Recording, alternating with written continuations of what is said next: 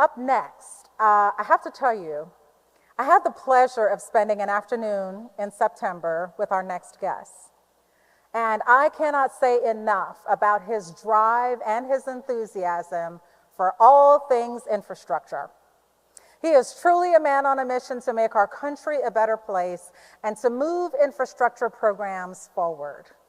As a dynamic and engaged public official for more than 30 years, Mr. Mitch Landrieu currently serves as the Senior Advisor to the President of the United States, as well as White House Infrastructure Coordinator, where he is responsible for implementing the historic bipartisan infrastructure law. This legislation is the most significant and comprehensive investment in America's critical infrastructure, such as transportation, water, energy, and communication, in generations. Prior to his position at the White House, Mr. Landrieu served as the 61st mayor of New Orleans from 2010 to 2018.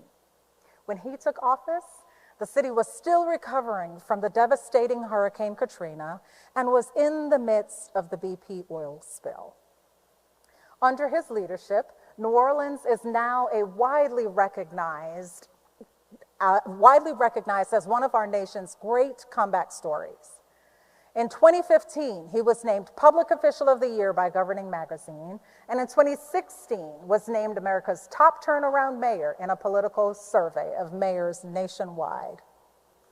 During this same period, he also served as president of the United States Conference of Mayors. Prior to his time as mayor, Mr. Landrieu also served 2 terms in Louisiana as Louisiana's lieutenant governor and served 16 years in the Louisiana state legislature. He still resides in New Orleans with his wife, Cheryl, where they raised their 5 children. Let's put our hands together and give Mr. Mitch Landrieu a big Metro Atlanta welcome, even though he's a Saints fan.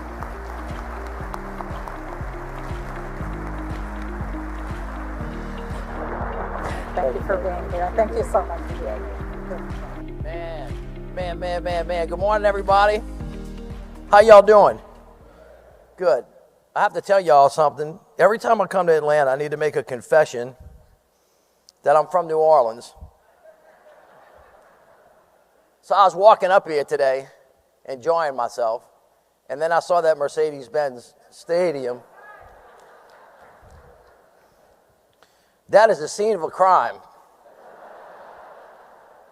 Y'all stole the name of our stadium, and then half the people that play on the Falcons played on the Saints and vice versa. That has been a place of great joy and great sorrow. But I know they told y'all when y'all built that thing, y'all were going to win the Super Bowl, you know, and that's still coming. It's going to happen, I promise you.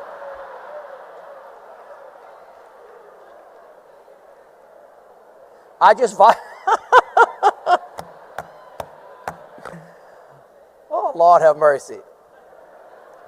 I feel like Atlanta is my second home. But listen, it's really an honor to be with all of you today on behalf of President Biden. And I would be remiss if I didn't give thanks to Chairman Kerry Armstrong, Executive Director and CEO Anna Roach, and the entire Atlanta Regional Commission for y'all's incredible work. Throughout my entire life, I've been honored to serve in public office in Louisiana for 30 years and now 2 years on the federal level. I served 16 years in the state legislature, 6 years as our state's lieutenant governor. And I had the great honor of holding my dream job of all time as 8 years of mayor of the New Orleans. It really is the best job I have ever had. Do me a favor, don't tell President Biden I just said that. In all of those roles, what I learned was that strong partnerships between federal, state, and local governments, including the incredible regional cooperation you have here, when we do that, literally anything is possible. This is perhaps the biggest lessons that I learned when rebuilding the city of New Orleans after Hurricane Katrina. You see, we had our backs up against the wall after the federal levees failed. 80% of our city was underwater, $150 billion in damages. 1,800 of our brothers and sisters and mothers and fathers and aunts and uncles were killed. 1 million people were displaced, 1 million homes damaged, 250,000 destroyed. Can you imagine that? Communities torn apart and scattered to the winds. Pain, fear, a terrible sense of loss and hopelessness. But then, something miraculous happened. People from all over the country, all over the world, came to our aid, especially many folks in this room. And I cannot thank you enough for embracing us and caring for us in our darkest hours. So just from me to you, thank you so much for what you've done for us.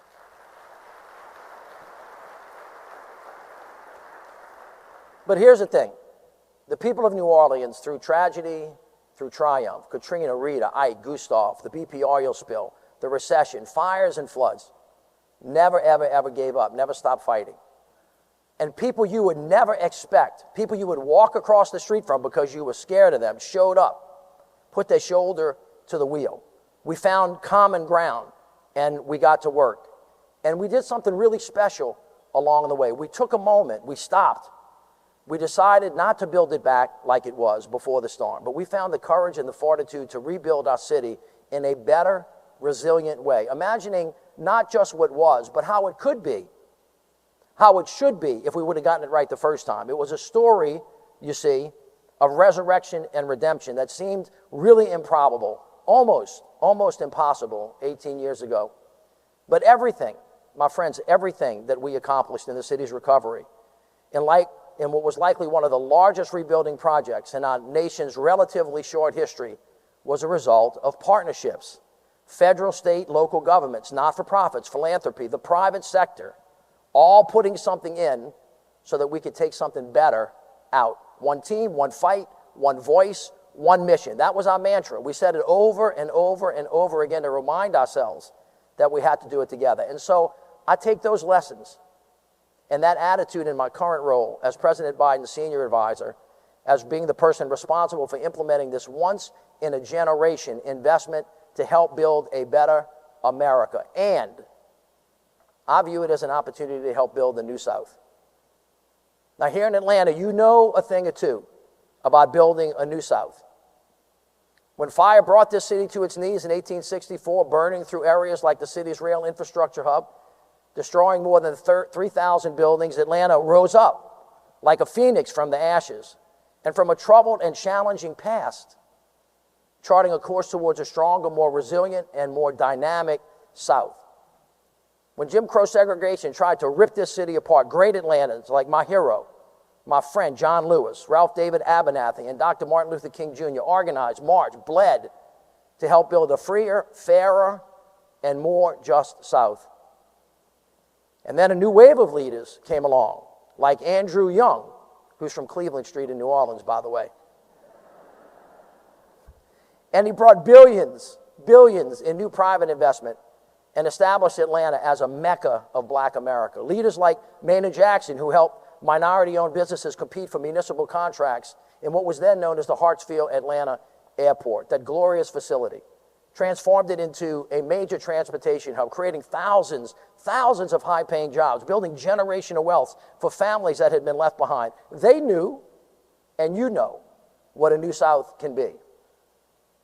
And so does President Biden. He knows that Atlanta, that the people of Georgia are evidence of what the New South and America can be when it has the resources and partnerships that it needs. And you, everybody in this room, you're evidence of what is possible when the guiding principle is that diversity is our greatest strength, not a weakness. I have hope, you see, that we'll advance this vision because of what I have seen in the last 2 years on this job with this president. You see, President Biden comes to work every day. We have a clear mission, number one, to unite the country, because it's only together that we can do big things. Number two, I'll take that. Number two, more importantly, to restore the soul of this nation, because we can only find that more perfect union that we've aspired to be if we let freedom and democracy and decency prevail for all. And number three, invest in America. Invest in the people of America, the economy from the bottom up and the middle out, not the top down, because no American, not one, should ever be limited by where they start in their life. You see, every American should have access to a good-paying job, and every American should have the opportunity to build generational wealth. Those are the three. They're really simple, they're forward, they're focused. And so I want to talk to you about that third pillar this morning. Let's take a step back for a moment and ask ourselves where the moment we are in today fits into the sweep of history. Our greatest comebacks in this country have been driven by massive federal partnerships in the wake of some really massive disruption, a crisis, or a disaster. Lincoln started the construction of the Transcontinental Railroad during the Civil War. Roosevelt's New Deal, Works Project Administration, aimed to move us out of the Great Depression, building major projects from the Hoover Dam to the City Park in New Orleans.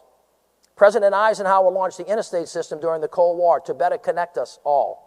And now, in the wake of a global pandemic and its major economic shock, President Biden has woven together a series of sweeping pieces of legislation that in their totality exceeds any of those moments.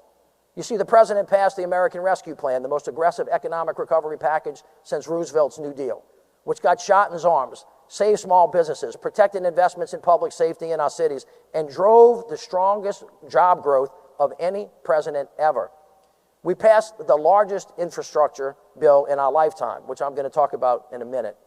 We passed the CHIPS and Science Act and now have the largest investment in manufacturing and research and innovation in American history, which is going to protect our national security and our economic security. And then we passed the Inflation Reduction Act, the most transformative investment in building the clean energy economy and combating climate change in history, of which Georgia, this beautiful state, has become a major beneficiary. You put all of this together. The plan is to invest in America, to invest in ourselves, to invest in our communities. And when we do that, my friends, that's when we win. The Investing in America agenda is the heart of Bidenomics, and it's working. I'm telling you that on all economics account, everyone, and independent analyses, we're moving in the right direction in the president's vision to grow our economy. And our progress, by the way, is really remarkable. You see, our economy is growing at a rapid clip. Let me give you some stats to chew on a bit while you eat your breakfast. Just yesterday, we learned that the economy grew at 4.9%, folks. That number is off the charts. We're seeing record high wealth for American families. Consumer spending is strong. Inflation, though high, continues to fall. And the president continues to lower costs for everyday Americans by cutting prescription drug prices, lowering home energy and internet bills, capping insulin at $35 a month for seniors, reducing overdraft, bounce check fees, and more, all while creating good jobs. How many good jobs, you ask? Thank you. I actually have the answer. 14 million jobs have been created since the president took office. That's more in 2 years than every president in 4 years. The unemployment has been under 4% for 20 months in a row, the longest stretch in over 50 years. Small businesses, my friends, are booming. And we're ensuring that our future, by the way, is made in America by American workers. Now, since President Biden took office, we have added over 815,000 new manufacturing jobs, many of which don't require a college degree. And there are another 830,000 in construction and engineering.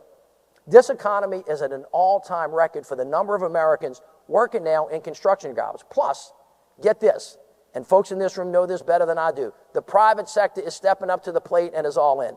Businesses have invested $614 billion in manufacturing and clean energy. That money, my friends, is tracing record profits. You see, this region, particularly, is seeing the manufacturing boom in real time. $37 billion in private sector investment in Georgia since President Biden took office.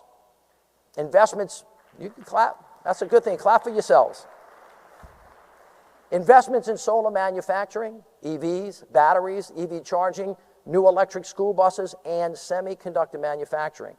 From Q-Cells in Dalton to Hyundai in Savannah to Solvay in Augusta, the private sector is stepping up to the plate. And they are helping us make Georgia stronger for years to come. And here's the thing, we're just getting started. After years of dead ends, after years of broken promises, President Biden brought Republicans and Democrats together. Can you imagine that? To actually get something done.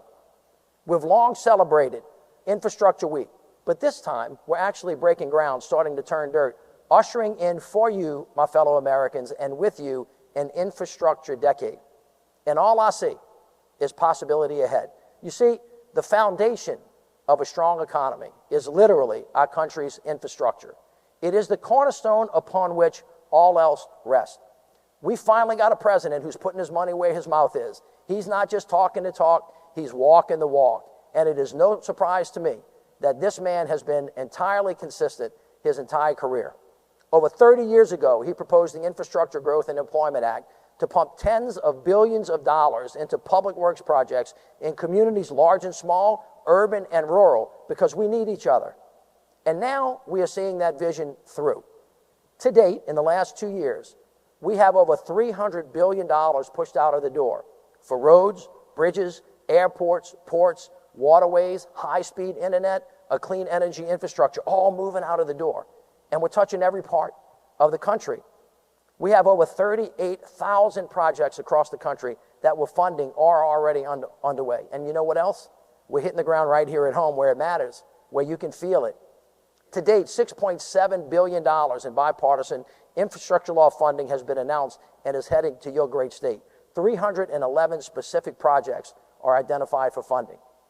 It's the $30 million investment in our Safe Streets for All program to make Pryor Street and Central Avenue safer so folks can walk across them without getting run over. For all y'all live in a neighborhood, it's a $40 million investment to build and expand the Central Concourse at Hartsfield-Jackson Airport. I love that. It's a beautiful airport. We delivered over $22 billion to build a fleet of all-electric buses for Georgia State. Speaking of buses, we've invested $51 million in 15 school districts across Georgia, including Atlanta Public Schools, to replace 153 polluting diesel school buses when clean school buses create healthier air for our children and communities. And I'm going to stop here for a second and let you know, I know what this is about. When I'd catch the public bus to school, I'd get off of it, and that exhaust got in my head so much it made me get bad grades. My mama never believed that story. But look, it's critically important for our kids' health. And many of those clean school buses are going to be manufactured, you know where? Right here in Georgia, with union labor at the Bluebird plant in Fort Valley. So what I want you to think about is jobs, money in people's pockets. We recently announced over $1 million through our Reconnecting Communities program for the Stitch, which, as you know, would build a new 14-acre park over the downtown connector connecting MARTA's Civic Center Station to Piedmont Avenue. And let's talk about high-speed internet for a second. Internet, as you know, is a necessity to participate in today's economy. A little girl doesn't need to be sitting out of in the back of her mama's car outside of McDonald's in Vine City to connect to high-speed internet. So we're investing in affordable, reliable, high-speed internet for every America. That's why, not too long ago, we announced $2.5 billion for the state of Georgia to expand access to make sure everybody's in.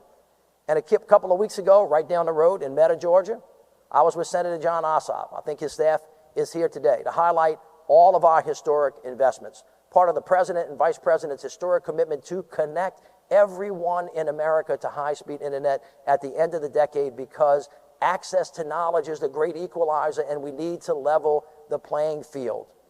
And that commitment, my friends, thank you. That historic commitment extends to areas like Metro Atlanta and rural Georgia. And we know that a connection doesn't mean much if you can't afford it. So nearly 200,000 households in Metro Atlanta are enrolled in the President's Affordable Connectivity Program, which gives families and students and seniors who need it a $30 discount on their monthly internet bills. And by the way, the President is making the largest investment ever in public transit. You see, we're going to make public transit safer, more accessible, more reliable, so that people, like who are working here today, all right, after a weary, long day's work, can get home and put their feet up on time with their family if they're using public transit. We've provided nearly $20 million to MARTA to purchase new battery electric buses and charging equipment. This project's going to improve air quality and bolster the transit workforce by supporting a 2-year apprenticeship program and collaborations with local technical college. And of course, I was here in Atlanta last year to highlight our $25 million investment in the 5 Points MARTA station that will expand transit access, connecting underserved communities with economic and educational opportunities.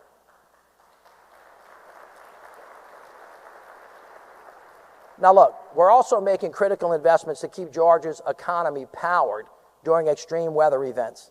Just last week, we announced $250 million for the Georgia Environmental Finance Authority to deploy battery storage, microgrids, and new transmission lines to deliver affordable, reliable electricity. But here's the thing. Continued progress is going to require leadership. It's going to require vision. It's going to require partnership from everybody in this room. I am fully confident that my friend, Mayor Andre Dickens, who's here, Mayor, nice to see you, Senator Ralph Warnock, Senator John Ossoff, Representative Lucy McBath, Representative Nikema Williams, and Representative David Scott, and other members of your congressional delegation, and the leaders of the Atlanta Regional Commission and many others are going to help lead this way. My friends, listen to me now. You have a once-in-a-generation opportunity that may not come back again, an opportunity before us to rebuild an America by rebuilding the South, by rebuilding a new South that leads the country with its vision and commitment to build the right way. Not to put it back like it was, but to build it the way it should have been if we would have gotten it right the first time. We're not going back. Nobody's gone back. We're moving forward to a South that can lead in business growth, in innovation, in technology, in clean energy, in manufacturing. A South that can lead also in justice and equity and the fight against climate change. You see, you're proving here in Atlanta that all of these pieces that I just talked about are mutually reinforceable. When we come together, we can create a virtuous cycle of success that is second to none. Our ambition should not just be to finally get it done. We have to push higher. We've got to go faster. You have our word that we will do what it takes. As the president always reminds me also, Mitch, hurry the hell up. We have a lot more to do. Thanks to the infrastructure law and the president's Investing in American agenda, I want to prove that we can still do big things in this country. Now, as I said before to many of you, I'll say it again and I'll keep saying, change is hard for folks. But you know change is possible. The great Sam Cooke said, change is going to come. So you got to get ready. I hope, because of our experiences after Katrina in New Orleans and after the burning of Atlanta, we have learned that anything is possible to rebuild. When we invest in America and in ourselves, we can win. The president has delivered for the people of America by investing in its people in this country. Now, while some folks in Washington want to bring chaos, this president is bringing you a steady hand. He's bringing you progress. He's bringing opportunity for a better future. There's a saying, you know, that where there's a will, there is a way. Well, we've demonstrated that we have the way to ensure that America is never again looking over her shoulder. But we have to demonstrate that we have the will to do big things again and to keep progress going. My friends, in times of immense challenge, the people of this nation and the people of Atlanta have always risen to the occasion. We got to dig down deep to find, as President Lincoln said, the better angels among us. I know we can. I know we must. And when we do this, this new South and this beloved nation will have nothing but possibility ahead. We have only begun to scratch the surface of the greatness of America. And I cannot think of a better place to start. In this region, in this time, in this state, you're powering a new clean energy economy. You're standing in the breach to protect our democracy. You're the beacon of what is possible when we embrace diversity as our strength. You prove that together we can do big things. So on behalf of President Biden, let me say thank you. And I want to say, let's get to work and let's go get her done. Thank you so very much. It's great to be with you.